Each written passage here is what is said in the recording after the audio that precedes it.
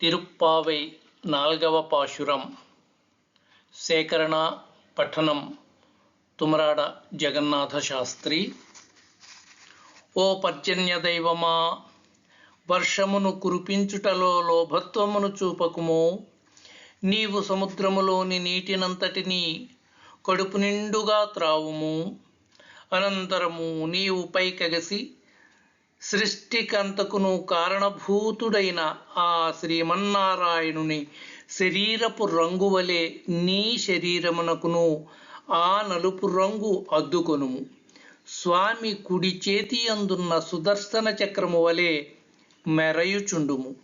ఎడమ చేతిలోని పాంచజన్య శంఖము వలె గంభీరముగా గర్జించుము.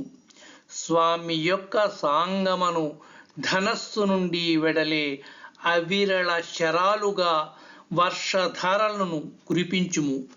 మేమందరము ఈ వర్షధారలలో స్నానమాడెదము. లోకము సుఖించునట్లు వర్షించుము.